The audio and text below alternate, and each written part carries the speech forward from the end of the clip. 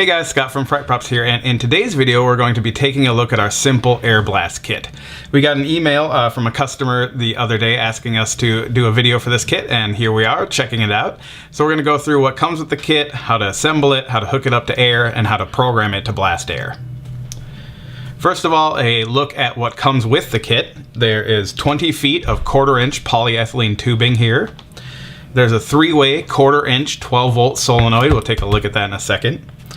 There's a breather vent for the exhaust port of the solenoid, and there are two 1/4-inch threads to 1/4-inch tubing fittings for the solenoid as well.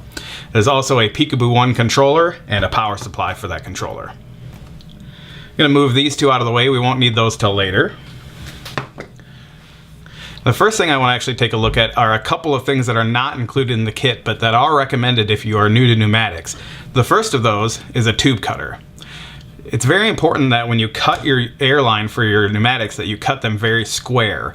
Using a utility knife or scissors like hobby scissors sometimes creates a cut that's uneven and won't work well with these types of push-on fittings. So if you don't have a tube cutter, this is always a good idea to have. I'm going to be using one in this video today. We recommend them for any pneumatic user.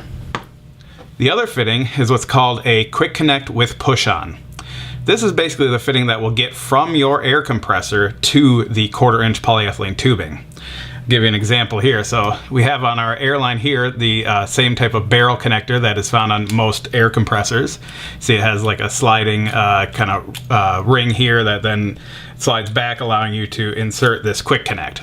So if you were to just get the kit and plug everything up, you might find yourself with some airline trying to interface it with this fitting, and you can't really get far doing that. So that's why we've created this fitting. Basically, you just slide the collar back on your compressor barrel connect here, and then press the quick connect in firmly, then snap the barrel back in place. Now you're all connected and ready to go. So that's how you're going to get from your air compressor to the tubing, which will connect to your simple air blast kit. Now let's take a look at the solenoid and how it assembles with the fittings and the airline. All right, so this is our 3-way 1/4-inch solenoid. We're going to open it here, get it out of the box. Comes in plastic wrap here. We can go ahead and remove that. All right, so this is the valve itself. You can see that the ports are labeled. This port is A, that's where the air is going to exit after it enters the valve.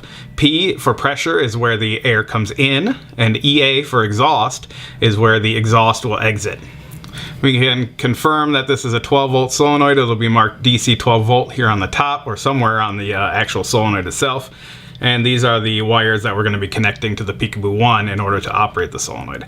So next we have to just install our fittings.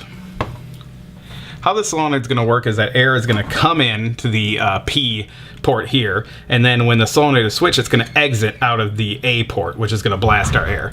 So we're going to use one of our 1/4-inch to 1/4-inch fittings in that P port,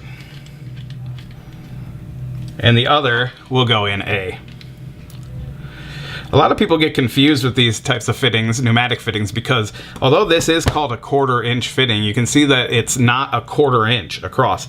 The 1/4-inch refers to the NPT, the thread size of the fitting, not the actual physical measurement. So that's something a lot of people get caught up on. Luckily in our kits, we've parted everything out for you. Don't need to worry about that, but it is an issue we come across fairly often. All right, so we'll go ahead and put these into their respective ports, P and A.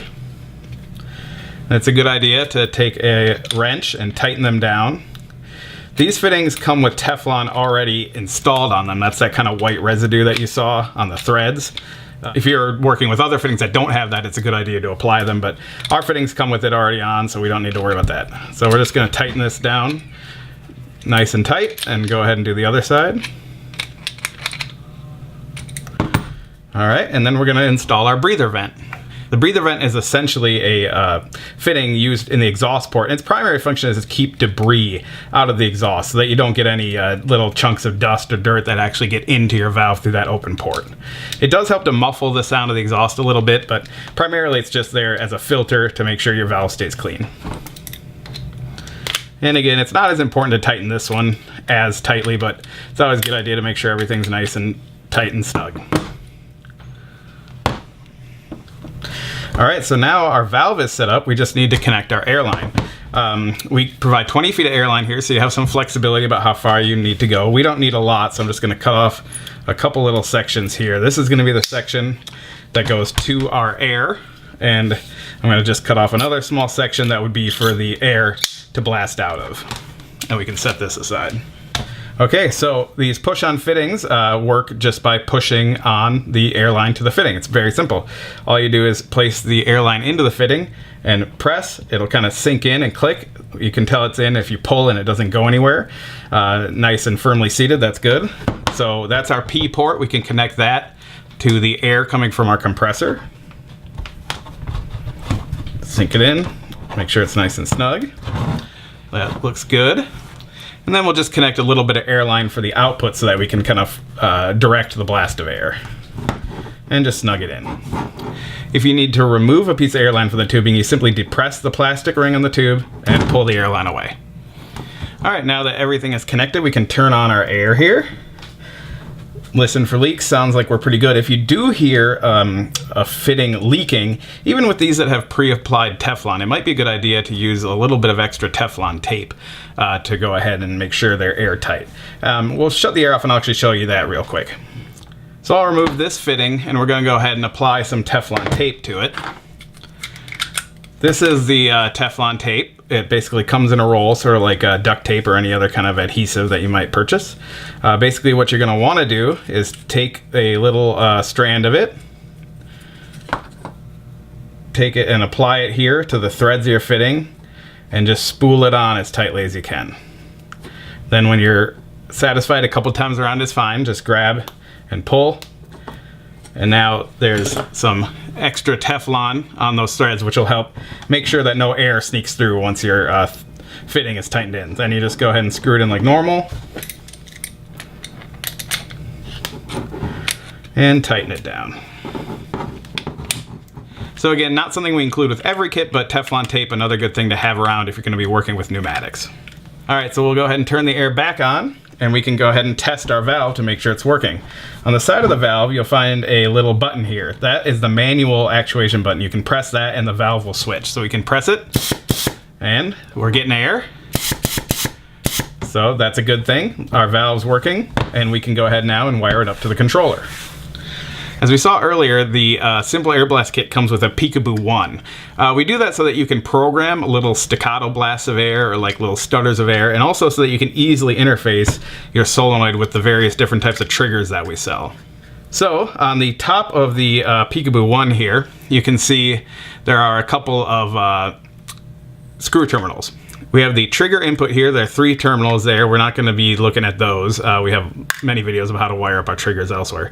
The output, which is here, is negative and positive. It's a solid state output. And what that means is that it actually sends voltage out of the output so that we can wire up our 12 volt solenoid very easily just by connecting the wires to negative and positive. And that's what we're going to do now. As usual, red goes to positive and black goes to negative. You just go ahead and insert the wires into the screw terminals, tighten them down. We'll do positive first, then we'll do our negative. If you find you're having trouble connecting your wires to your controller, you may need to strip off a little bit of extra wire. Alright, so our controller is connected. Now all we need to do is plug it in. So we have our power supply plugged in off screen here. We'll just grab our 12 volt power supply, plug it into the controller. The controller will go ahead and boot up. Once the green light is flashing, we're ready to go ahead and program the controller, test our valve. Okay, so to program the Peekaboo 1, all we need to do is hit record and then tap the green button for how long and how many times we want to blast our air. It's all done in real time, so we just hit record. We can hold it down, we can tap it a couple times, hold it down again, then we just hit record to save our program. Now that program is saved in the Peekaboo. We can just hit play to play it back.